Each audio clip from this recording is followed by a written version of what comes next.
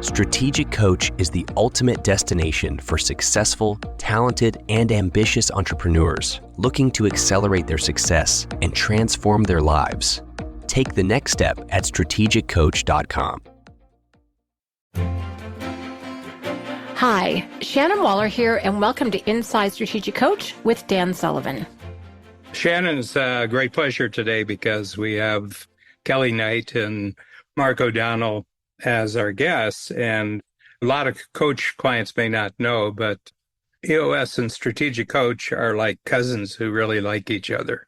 And this all started with Gino Wickman, founder of EOS, starting Coach. I think it was 25 years now, 25 years in the program. Mm-hmm. And I noticed right from the beginning that Gino kept asking me, are you guys ever going to extend the program that you have for the entrepreneurs and the entrepreneurs' immediate support team? Are you going to extend it out to the whole organization? And I said, not if I have anything to do with it. So I just noticed that there were these series of discussions, and this went on for about 7 years before I knew what he was up to. And he was fashioning out what the rest of an entrepreneur's organization would look like. And so I've spoken at EOS events that Gino hosted, and I've been invited to the quarterly big meetings for the EOS implementers. And I got more and more interested, and there was just a natural point where we said, we're on parallel tracks here into the future. And it seems to me that we're really focusing on collaboration right now with other entrepreneurial organizations whose value creation would fit in perfectly with Strategic Coach clients. And that's when it happened. And then a couple of years after that, Gino decided to reduce his involvement in EOS, and two other people who I knew very well, Kelly and Mark, appeared on the scene, and they had become the leadership for EOS.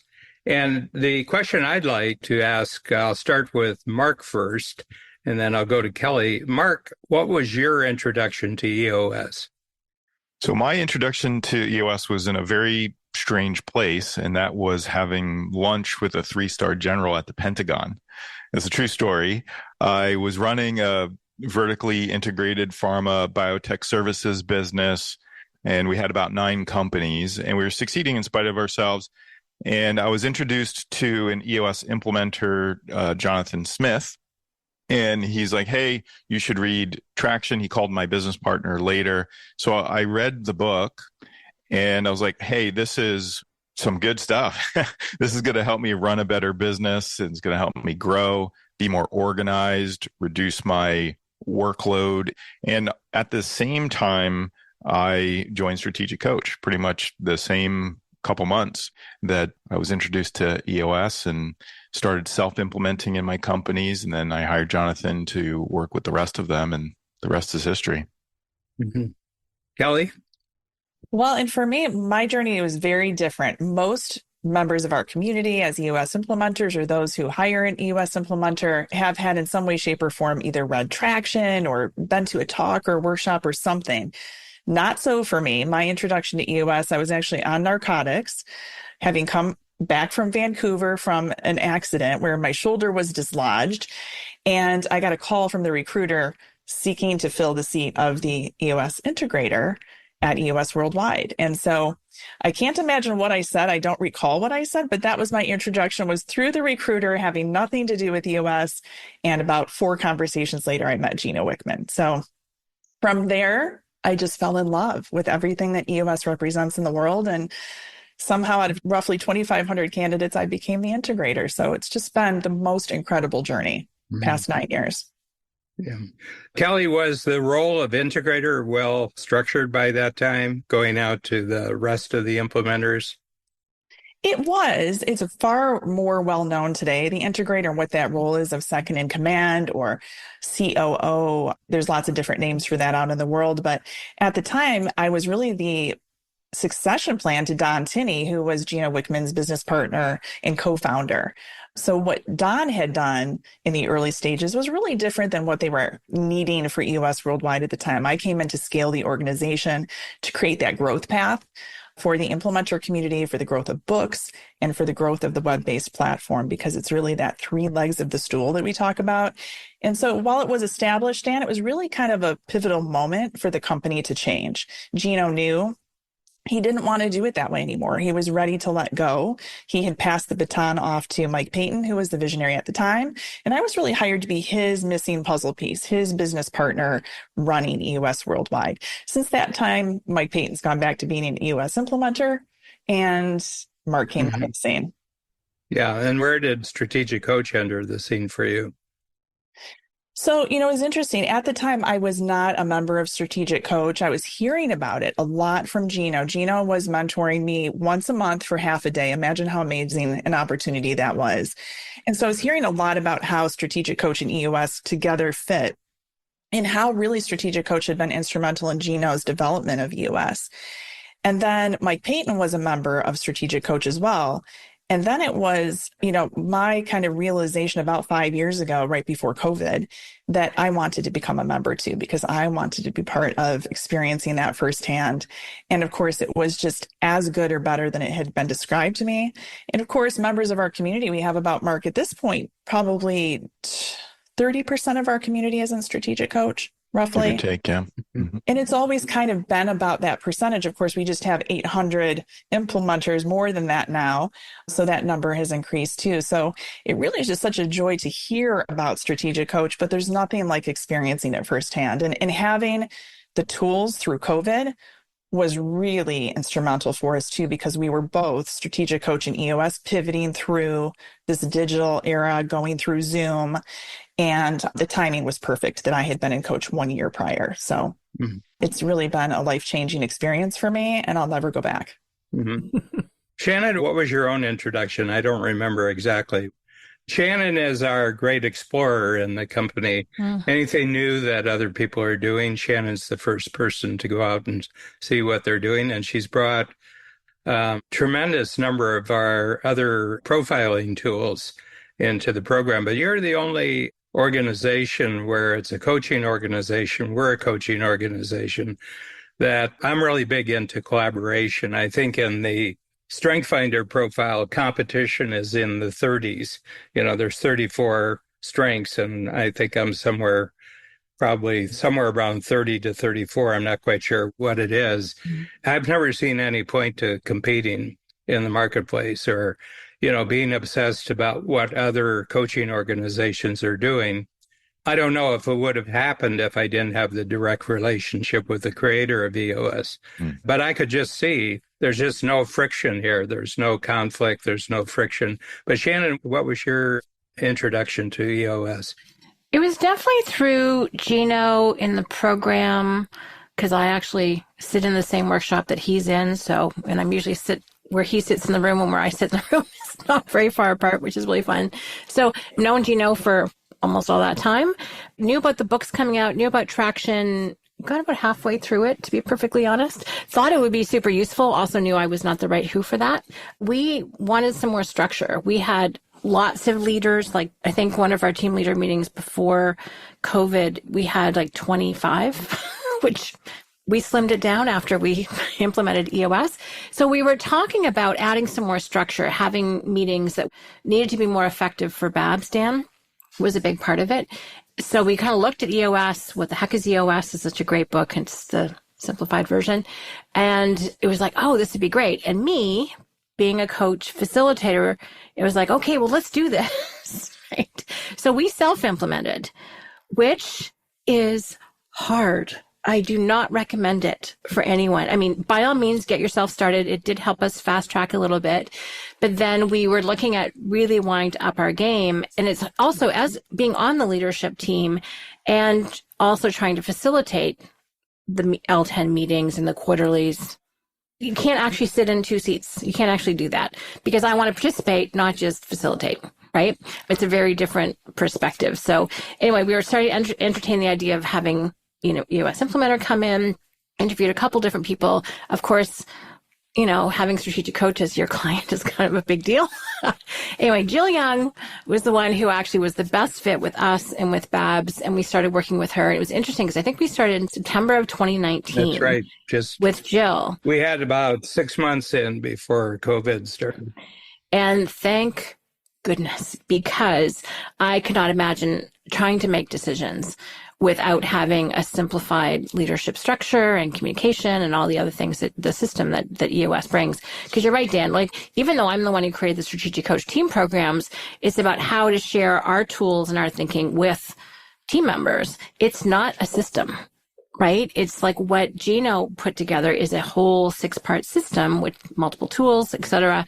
It is so complementary, but it was great because, we were around for the hearing about it being created and the books being written, but then also to get the benefit of it and be the recipient was a very profound shift for a strategic coach too. Yeah. Yeah.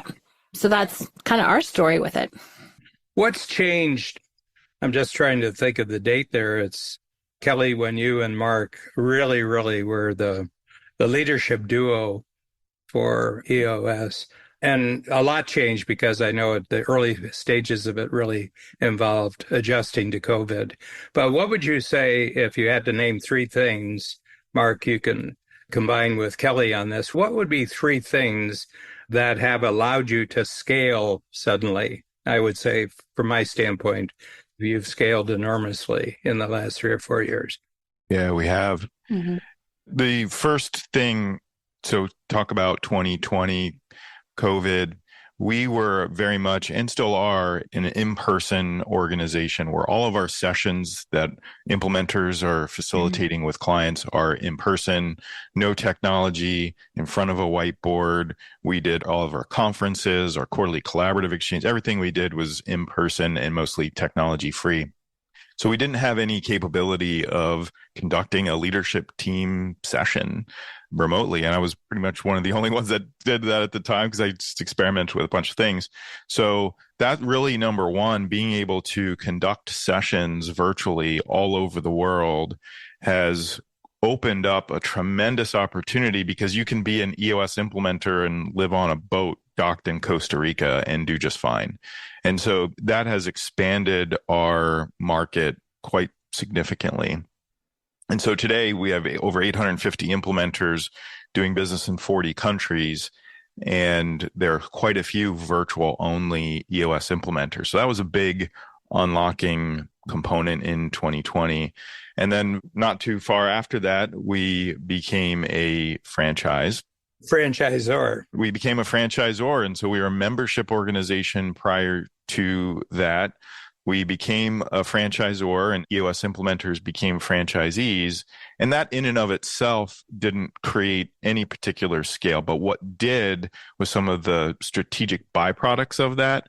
We were able to protect our IP in new ways. We were able to consolidate our brand from 738 different EOS implementer brands down to one. And so that has created such a huge unlocking mechanism where people now, it's sort of like the company that's always been around that no one ever knew existed. And then all of a sudden it's everywhere. And that was really just the brand flip of implementer brands to EOS Worldwide as a brand. And then the third thing we're just getting really started with, which would be our web platform and EOS One. And Kelly, why don't you go into that one? Right. So we did not start off as a software company. That was not a thing for us. And so, it was really about 3 years ago that we did decide there is a scalable way that we can digitize basically the platform of EOS tools, our process and our models, so that we can really transform the ability for entrepreneurs everywhere globally to experience EOS, because you might not have an EOS implementer in your backyard, sadly. So we set off to build software, and unfortunately, admittedly, I think there was hubris in that EOS Worldwide. Who could better build software than EOS Worldwide? But it's just not true. And so the way that we went about doing it is not having, we say who, not how. We just didn't have the right who's to help us do that in a collaborative way that worked for us, right? There's a way to build software, and there's a way to do that with an existing community of implementers and users that love and adore EOS. And so we went through the hard and gut-wrenching process of needing to remove that, basically kill that first product and start from scratch all over again. But with the same belief and the vision that is the right thing to do, because we do want to get EOS rollout. That means EOS all the way through an organization, not just the leadership team, but everybody top to bottom running on EOS to get the most out of it, to create the vision and help companies scale. So we do believe that EOS 1 is that. So we have rebuilt that. We have all of our 5 foundational tools that launched in April. We're seeing some really great growth. We're right at about $1 million of annual recurring revenue, which we're very excited about. So we're gaining that momentum, and our implementer community is starting to really enjoy the new product as it's been built. So we're really excited about that. There was a lot of experience transformer, bothering tool, uncertainty, certainty tools that we were using through that process of resetting ourselves. So if we weren't bothered, what would we be doing? What were the things that we knew that we were certain about, that we had learned from, because we're either on the learning team or the growing team? We learned a whole heck of a lot through that process. And so now we feel like we're really beginning to get that traction and win. So those are the 3 biggies, is really COVID, as Mark said, and going to virtual and transforming everything that way, the franchise and unified brand, and then also EOS 1. If I can add a 4th, though, and Shannon, this is an ode to you. So the Team Success Handbook, I'm a huge proponent of that. And I just feel like our team, every single person that comes into EOS as a new member must read it and agree with what's in that book. The Team Success Handbook has really been transformational. It is one of the small books that articulates exactly who we are and the type of people that we need in our organization to get where we want to go. And we want to be a 10X organization. So I just love that. I think fundamentally, while Strategic Coach is not an operating system and you're not aiming to serve the whole organization, some of your tools, as we've taken them into EOS, can really, really deepen the bench of how we're combining EOS with Strategic Coach to get the most out of our business, because we want to be maximizers. Mm-hmm. Dan, I want to jump in here because you and I have talked about this. Strategic Coach is very much a mindset program. So there's how you do it, right? Which EOS is brilliant at. But then how do you think about it? Mm-hmm. And it's interesting because Team Success Handbook, Dan was like, write a book. I'm like, okay. So I started to write a book. Write a book. I mean, that's a simple thing. Right. It's good when you don't know. What you don't know is it's quite effective sometimes. So I started to write a book for entrepreneurs, and then that wasn't going well. So then I started writing one for team members because they don't know that they need to have an entrepreneurial attitude. And that was easier because I've been coaching the entrepreneurial attitude exercise for 12 years before I wrote the book. And that was 10 years ago now. So it's like how to think. And team members need to know how to think about things too. Coach is brilliant for helping visionaries think about their thinking.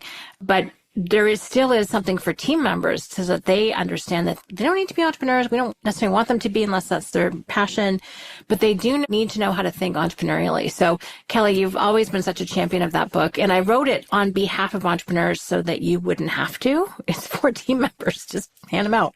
But I really appreciate your support and how you use it in conversations with new people and say, if this isn't a fit for you, EOS won't be a fit for you. So that whole mindset approach, I think we have it for the visionaries. And then there are obviously some tools for team members too. So thanks for your validation of that. Mm-hmm. Yeah, you bet. And our HR and people team also uses an impact filter for every single new seat that is being filled. And I think that combination with really taking the time to go slow, to go fast, and really make sure that everybody, obviously the EOS thing is that we have shared vision and core values, but also the shared idea about how we're going to operate. You go right in the earliest, that you could probably tell me the exact page, but where in Team Success Handbook, we're really comparing a bureaucratic kind of environment versus an entrepreneurial environment. Page 7. Thank you. I thought it was 7, but I didn't want to misquote your own book. And I just think that it is fundamentally, I would encourage any entrepreneur listening, if you haven't used that tool, not just to read for your own benefit or having your integrator read it or your managers read it, is really top to bottom. I think it makes a huge difference for the mindset, because Shannon, mindset is everything, as you said. Yep.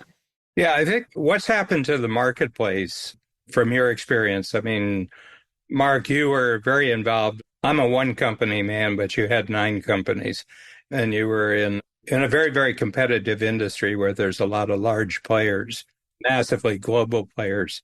But if you reflect on what you were experiencing before EOS, before Strategic Coach, what you were experiencing.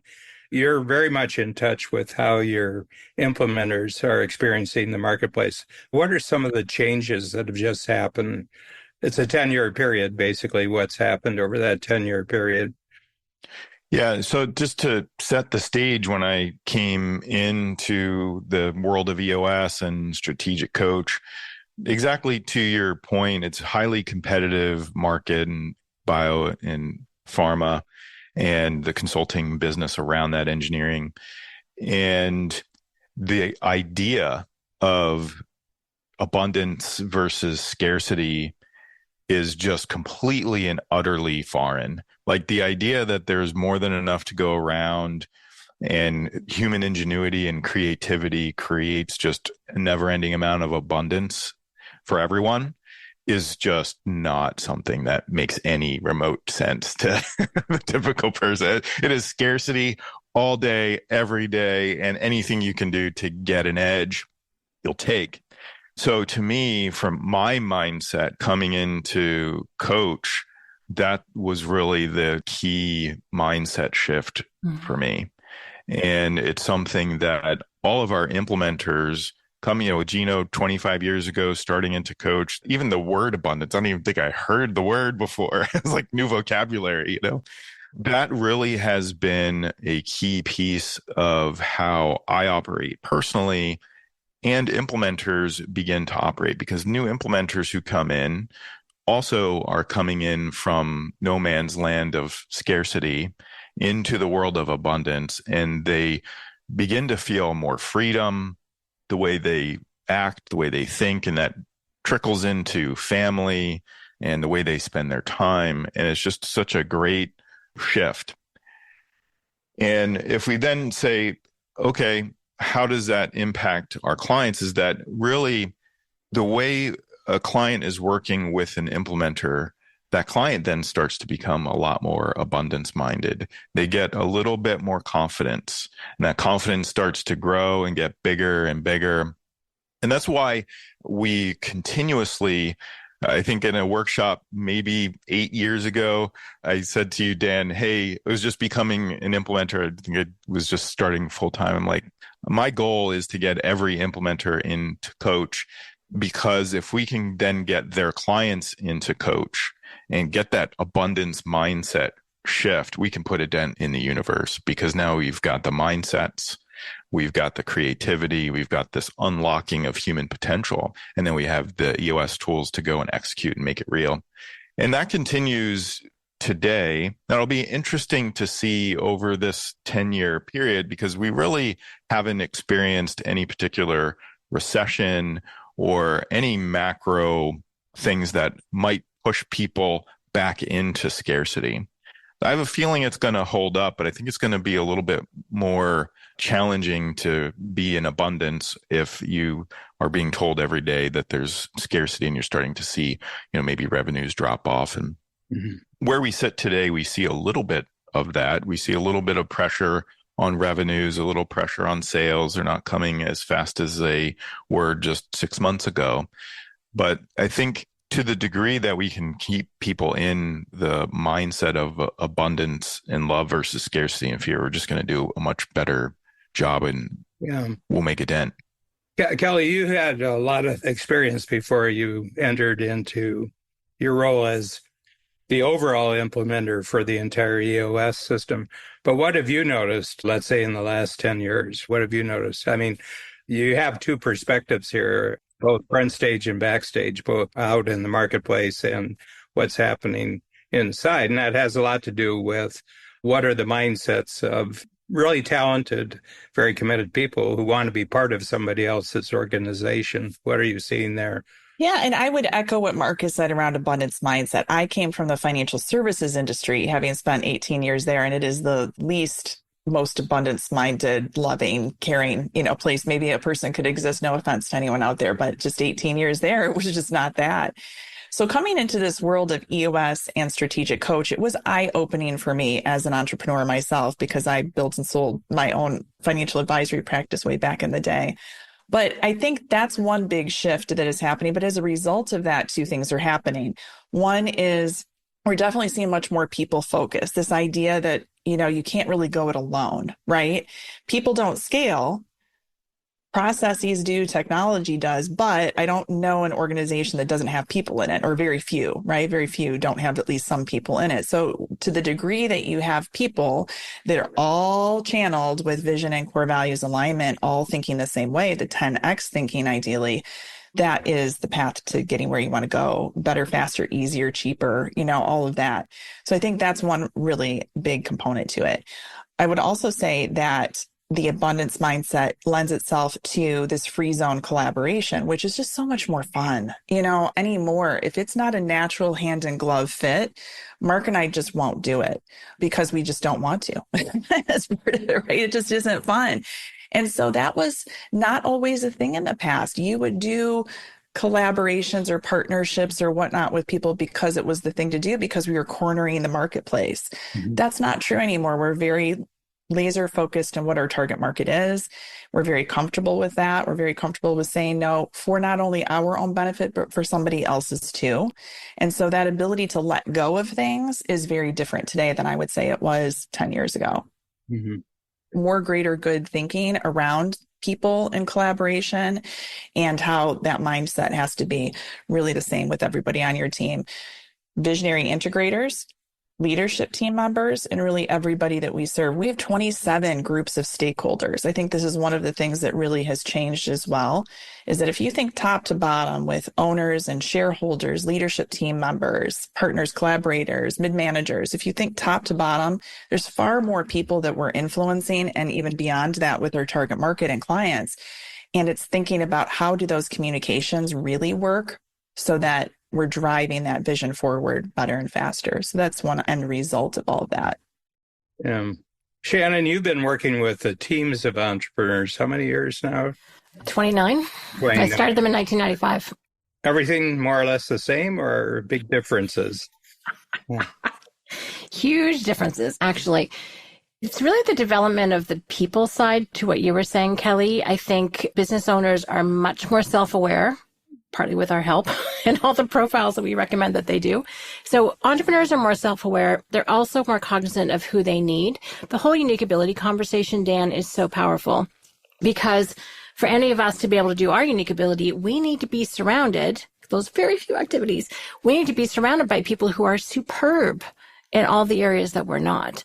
And so then you start to be much more appreciative of who you are, and then that allows you to be more appreciative of who other people are. So what we're noticing now with people coming into the Strategic Coach team programs is they are smart. Well, they've always been smart, but they're really, really smart. They're much more self-aware. They're very committed. I'm noticing younger too. Younger, very savvy. They're a joy to coach. They are so much fun.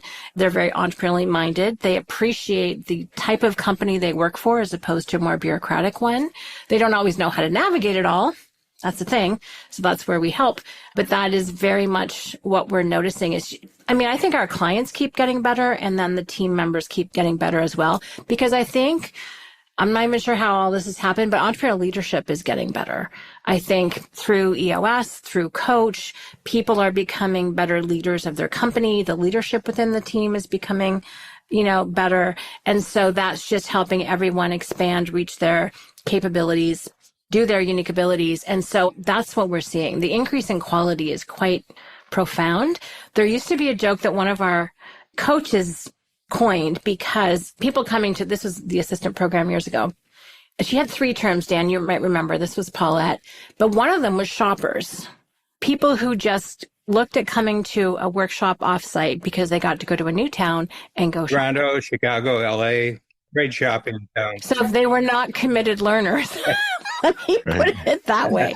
We don't get that anymore, right? Now as people are like, here, I want to learn. I'm thrilled. They want to create community, all of the things. So we're seeing an upgrade, put it that way. And people really appreciate being invested in. That is so obvious. It's like, oh my gosh, I get to go here. You're going to pay money to travel. If it's not an online program, travel, stay at a hotel, eat, all the things so that I can learn. The benefit just from that is amazing, much less the content of in context of what they're going to absorb. Mm-hmm. So that's long answer to your question, Dan, but I don't remember the third one. One was committed learners, one was shoppers, and there was some other Prisoners. prisoners.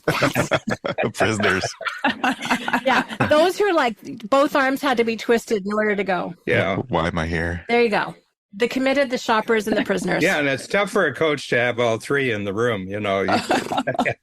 Yeah.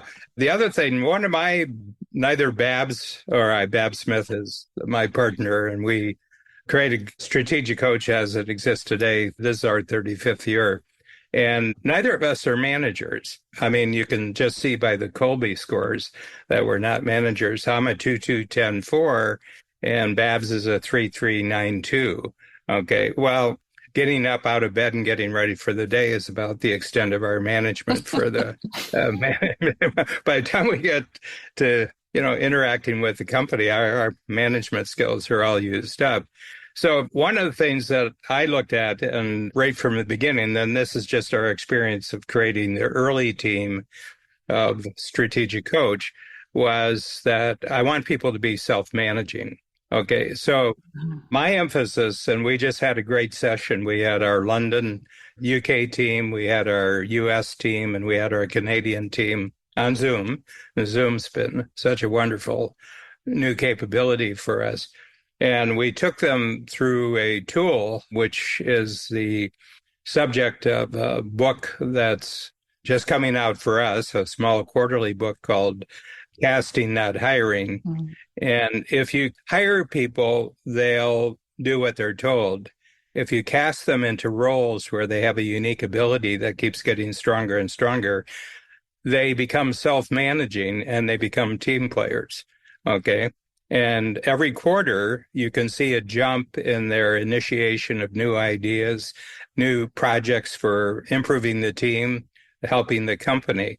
And I just like to put together what I think is a model for the 21st century here, that I think that there's three factors that we're dealing with in the 21st century that's radically different from the 20th century. And that is that there's technology. There's technology, which is pervasive. The nature of technology is that it grows and it enters into more realms. And we know that, I mean, right from the beginning. But that wasn't so clear 35 years ago. It's totally clear today. The other one is teamwork. I never use the word employee. I'm not really interested in the word employee. That's for corporations. They have employees. Mm-hmm. I have team members. Mm-hmm. Okay. And team members are thinking about the whole team. The team that they're on, we have 12 different teams in Strategic Coach. But the big thing is the Strategic Coach team in relationship to the marketplace.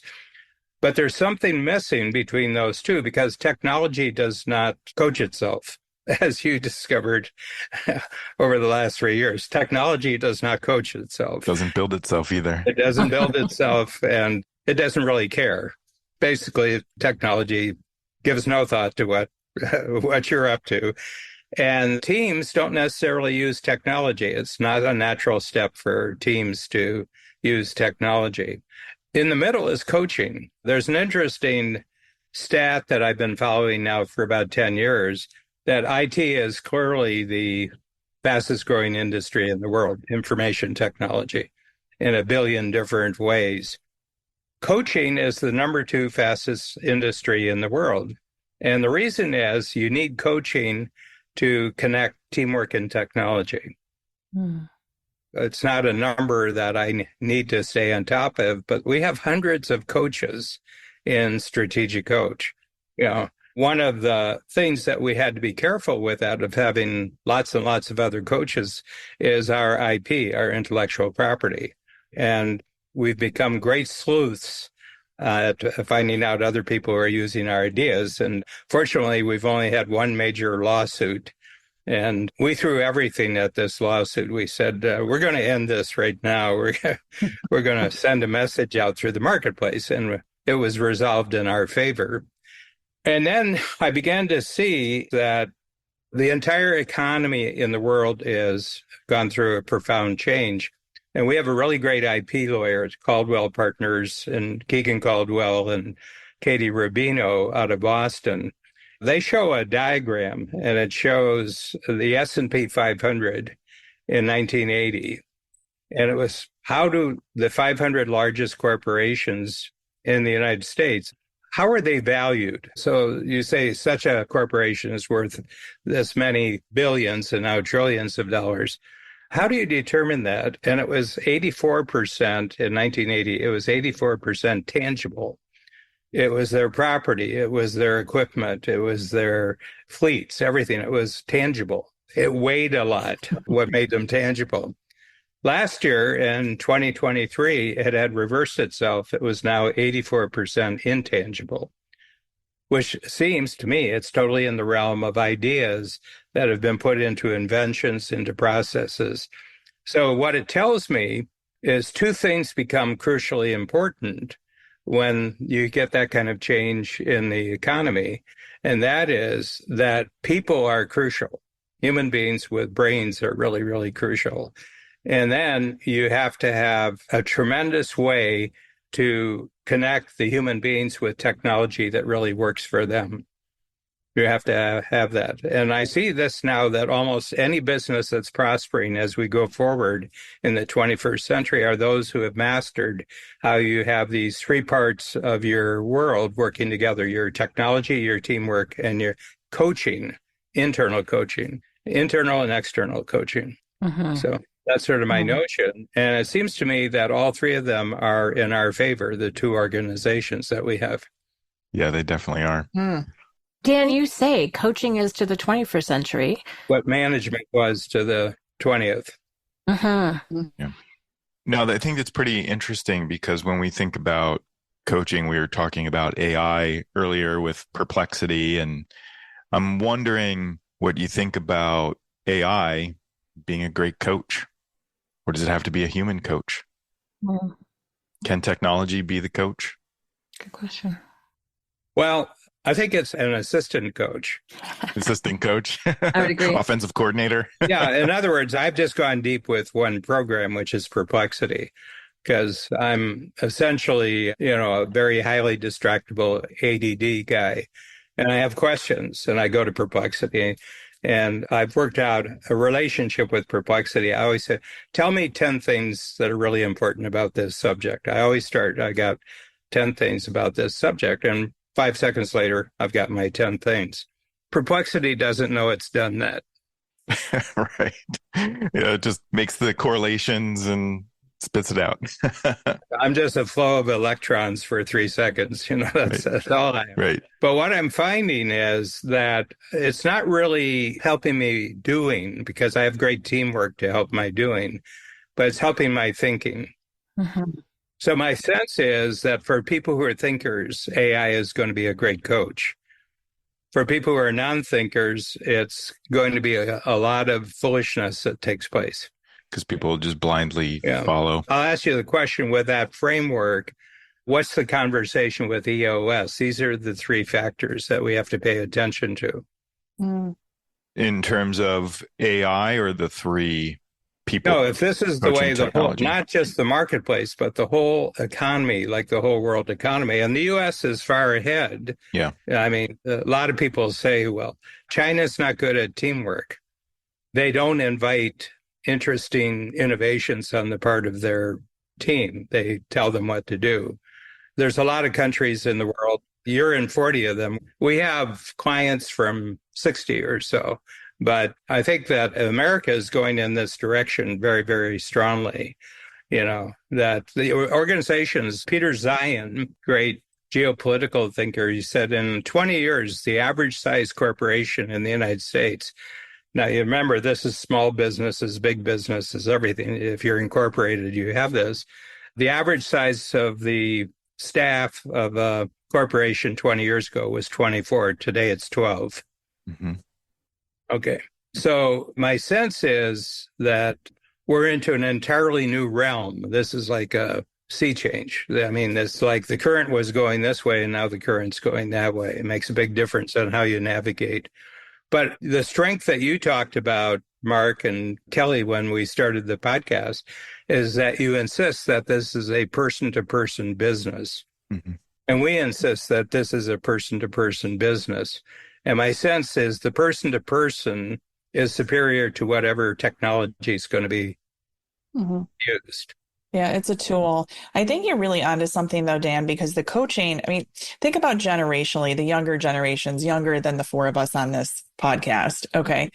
One of the things that I'm observing and also seeing in a lot of the research is that there's a lot more interest in understanding the why, not necessarily taking the management direction that's given to them directly. There is actually more desire for intellectual understanding behind why we would be going a certain direction. Why is this vision this way? How come? And I think that's good. I think that's really good. And so that coaching component between teamwork and technology becomes that much more important because it isn't about management directly anymore. It's that leadership and management and accountability as we teach it at EOS. So I think there's something very interesting there that I can't wait to get my hands on this book. But I love where you're going with it. And I don't know how that transcends internationally necessarily. Well, because you asked the question, Mark, can the AI be the coaches? The AI can be content coaches, but they can't be context coaches. Only humans can be context coaches. Humans are the only ones that ask and answer why questions. Machines, they'll answer what questions, they'll answer how questions, but they won't answer why questions. I think that's right. And what I am seeing is that the idea of apprenticeship is really coming back, and we can talk about that mentorship mentee relationship as coaching, because let's say you have that shared vision, but you don't have the skills. You can't watch enough YouTube videos to actually go do it. You can't go to business school to learn leadership or management. You can really only learn it by doing it. And I think that we see this in our implementer community, is that Gino always said, there's things I can teach you and there's things you need to learn on your own. And the problem is we just don't know the line of which that is, right? And I think the world has this idea that we can just be taught everything and that we don't actually have to go learn things on our own. And I think that apprenticeship model, that coaching model, where I do one and you watch, I do one and you help, and then you do one and I help, and then you do one and I watch, Great model, is really the way you're going to bridge the gap between the people, the technology, and producing a result that you want. And AI is not going to be able to do that in that way. Yes, it's a tool to maybe go faster, to maybe get answers a little bit faster, but it's not going to create craft. It's not going to create an outcome that you want. Yeah. In my own sense, I talked to Peter Diamandis a lot about this, and we have some really skilled, innovative AI people in the program. And I said, my own experience is that the biggest impact of AI is going to be putting into bold relief just why and how human intelligence is so important. I think we're going to find out more about ourselves by interacting with AI. Yeah. Okay. I mean, I'll get a readout from Perplexity that's a page and a half. Very valuable for my thinking. And I said, but there's not a thing that Perplexity could have done to trigger this answer. It was my prompt that got the answer going.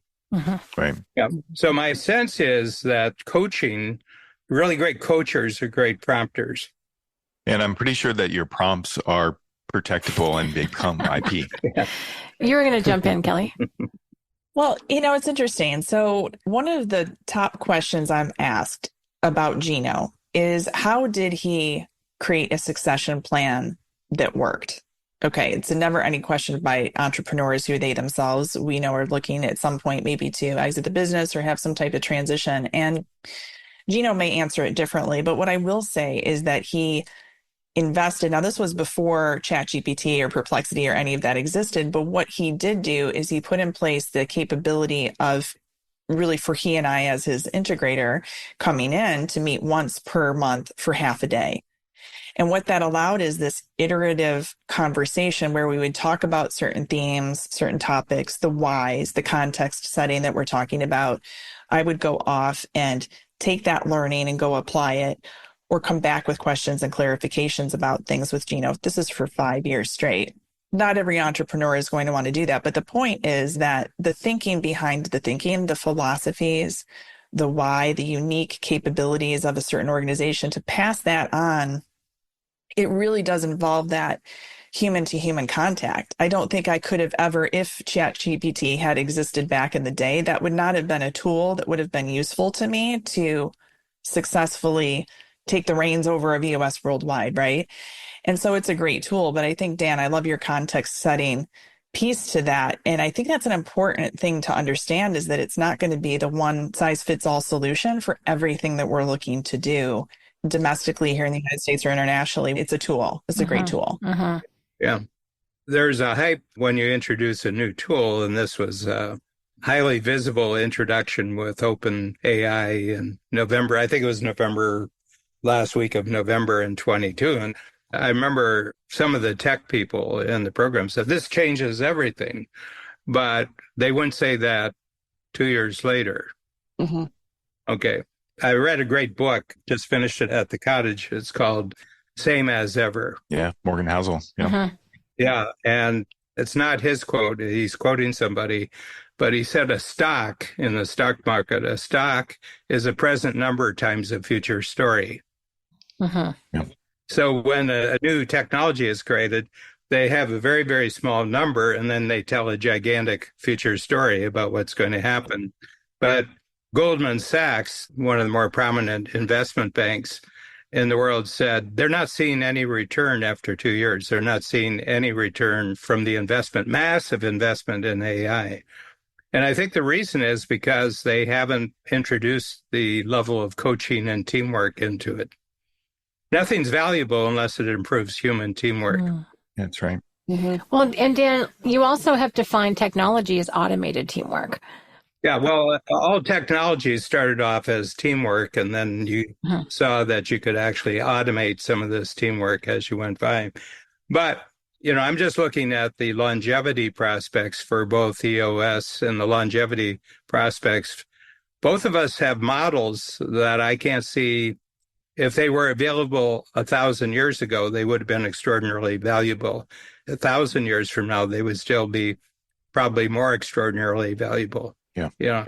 So my sense is that that's simplified your life and it's simplified our life. We don't have to change our business model. And to your point about coaching, Dan, I think there will always be teamwork and there will always be technology, and you will always need coaching to help that make sense. Yeah. And, you might get cooler, more interesting ways of doing it, but that's the function. And I want to tie this back to being a self-managing company. People aren't self-managing by having great managers, but by having great coaches. That's how they learn their own strengths, their own capabilities, where they need teamwork. They should not delegate their unique capabilities. So I think coaching is the way to have leadership, direction, charging up with energy. Yes. Being aligned, Kelly, 100%. If you're self-managing in the other direction, that's not going to pay off very well. But, when we're all aligned, then the coaching is actually the way to do that and to have it be growing and evolving and expanding into the future. So, yeah, to me, coaching is something I love to do, but more importantly, I think it is the means to help us keep growing, the way we're talking. Yeah. Kelly, what have you thought about what you're thinking about your thinking during this session? Yeah, well, first of all, I just love the direction of where you're going with the coaching, being sort of the bridge between the two. I had never really considered it that way. And as I'm thinking about EOS and also Strategic Coach, we do share a lot in common. We all have coaches of one shape or another, a coach or an EOS implementer. We all have books. We all have a web-based platform or Coach Connect. We've got EOS One. And so our business model is very much the same. And we're global. Both of us are global. Both of us are global. And it's a self-perpetuating model. So the more of any one of those three things that we have, the more it perpetuates the other two. So the more books we have, the more coaching capabilities we have, and the more folks look to join our web-based platform and that kind of thing. So it's self-perpetuating. But at the center is really that bridge of the coach. What it makes me curious about is group coaching versus one-on-one coaching, and the different levels of coaching, and how that then transforms into being the bridge that makes the difference. So it just makes me more curious about it. So we just had a coach meeting yesterday with all of our associate coaches, which was really fun. And one of the quotes that came out of it was, transformation only happens in groups. which I thought was really interesting. Now, I'm sure I could find a few exceptions to that, but when you coach a team, a company, it's the pinging off of ideas and exchanging and, vulnerability-based trust and, being open and sharing at deeper levels. That's when opportunities arise to do things differently. And we see that in the workshops. Dan, you used to coach one-on-one, right? And you noticed that the accountability that happened in a group was way more than what a one-on-one coach could do. Now, I have my one-on-one coach for certain things. Love it. Wouldn't change it. However, I too, Dan, have been in the program now for 33 years this July.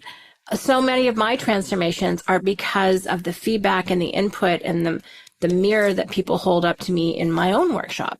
Mm-hmm. Right? So it's interesting. I think some transformation can happen individually, but I am completely convinced that from an experience standpoint, that groups is where kind of the magic happens. I'll get to Mark with his learning, but Shannon, share with Kelly and Mark the scope of the team coaching that you did with Sonny Kalia. Dan, do you mean like with his team or? Yeah, his worldwide team. Oh yeah, it was so fun. So I got to, I'm going there next week as a matter of fact.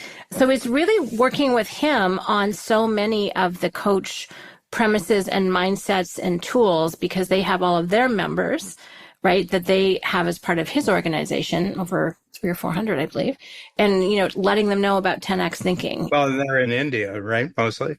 Mm-hmm. Yep. Yeah, they're all in India. So this was all coaching to India. Yeah. From Toronto, right? Yeah. The interesting thing about India is, per history, everyone speaks English. Well, with a very different cadence. The ones you talk to do.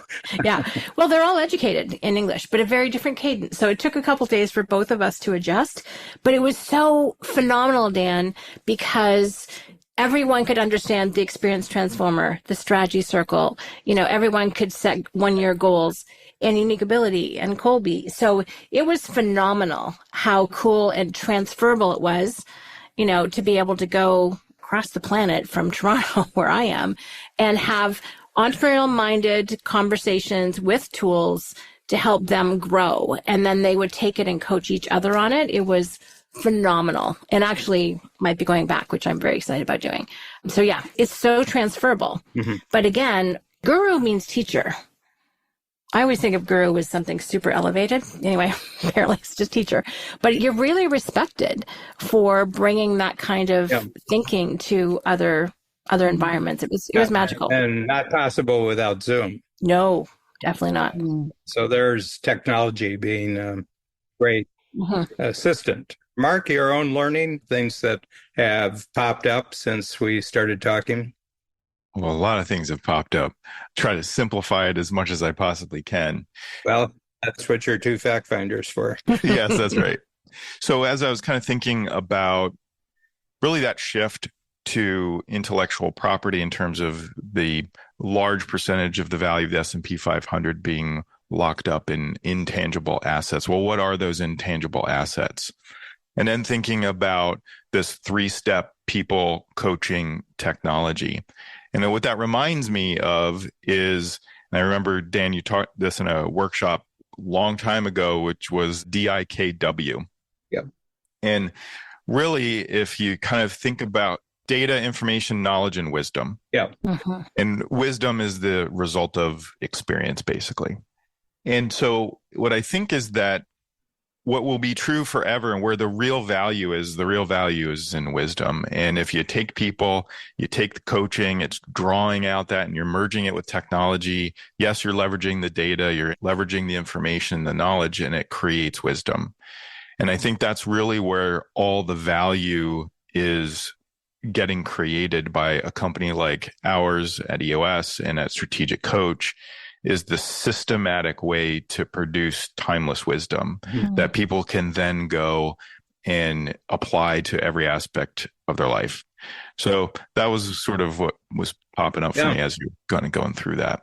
That's a great conversation. I mean, my formal education before, in my 20s was at a school called St. John's College, and it's in Annapolis. And St. John's is the great books college. And all you do is read and discuss the ideas in the great books, starting with the Greeks, coming right up to the 20th century. But they haven't had the impact on the world. And they were sort of a combination of a museum and a monastery, okay, in the sense that there were these sacred texts, and they were sort of the monks that made sure that these weren't intruded on from the outside, or there wasn't sacrilege going on and everything like that. But I said, yeah, but what's your conversation with the world? And I was lucky because I didn't start. I was a freshman at age 23, and I had been through the Army. I had 2 years during the Vietnam War. I had worked at the FBI for 2 years right out of high school. I'd done a lot of really interesting theatrical work over the 4 or 5 year period after high school. And I'd gone to Outward Bound, which to this day, it's the greatest educational experience I had.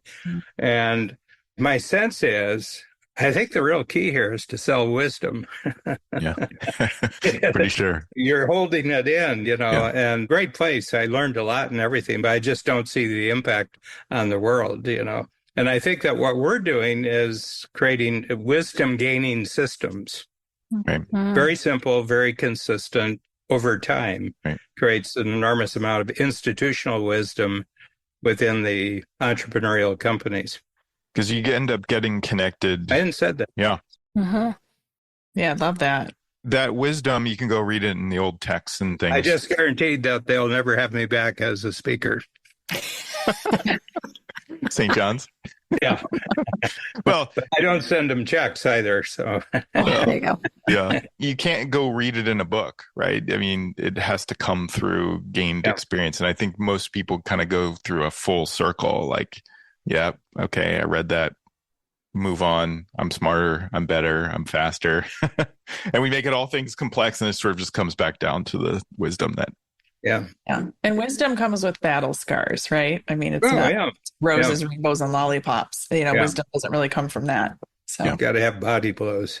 All right. I'm thrilled with the conversation we had. And I think for our community, hearing about EOS from the two lead individuals worldwide, I think is a great service to us. You might want to send this out to all your community too. Indeed, we will. Yes. Yeah. Positive focus, Shannon. Just such a treat to hang out with everyone. A question comes up all the time. What's the difference between EOS and Strategic Coach, and which one should I do, and the rest of it? And the answer is both. It goes back to that abundance, because they serve a different purpose. I mean, one of the other things we have in common is we serve entrepreneurs and their companies. And so we have so much in common, and we're so complementary. So I just appreciate diving into all the things, the history of how each of you got started. I don't think I actually knew your story, Mark. So that was pretty fun and pretty cool that EOS and Coach entered your life at the same time. And I think the whole conversation about being self-managing and the current marketplace, especially with regard to people and coaching and wanting self-managing team members, to me is fascinating. So my brain's alive with lots of fun ideas and future conversations. So thank you. Kelly, that was your thinking report, now just your positive focus. Yeah, my positive focus is every single time I have an opportunity to be together with all of you, it just deepens my appreciation and respect and gratitude for what we have together. It's very special. I don't know how to even sometimes describe it to others, but the fact that we have such a trusting relationship with one another and support one another, but it's just, again, done so organically, hand in glove. It's just a very natural fit. And we just love you all as Strategic Coach. I'm happy that Mark and I have been able to take the baton from Gino and to be able to continue to work collaboratively with you. Our community appreciates being part of what you're doing. Our team does. So I look forward to the future. Okay. And Mark? Positive focus. Yeah, to reiterate, Kelly, it's just a pleasure as always. Super grateful for the conversation and the collaboration. And Shannon, when people ask me, well, what's the difference between Coach and EOS? I'm like, well, what's the difference between water and air? And they're like, well, what do you mean? They're totally different. I'm like, yeah, but you need both. Right. You can't survive without either. So that's my definition. I'm totally stealing that, just so you know. And they get very confused right away. I'm like, what are you even saying? Like, I don't even understand what just happened to me. Yeah. So, yeah, I mean, Exactly as Kelly said, the free zone collaboration where no money exchanges hands and you appreciate the unique ability of what Coach does and what EOS does is really priceless. It is not well understood by the scarcity world, but it's celebrated by the abundance world. So that's what I got. Thank you. And I remember when we sort of kicked off our monthly calls, just for everybody out there, we've initiated a podcast series called Coaching Collaboration between EOS and Strategic Coach. We have a AI newsletter that goes out every 2 weeks, and we'll put this particular podcast as one of the features. When we got going, I said, let's do this for 25 years and see what comes of it. And I'm very, very pleased. You know, the seeds are out of the ground. We're starting to see plants. You know, it's really good. Yeah.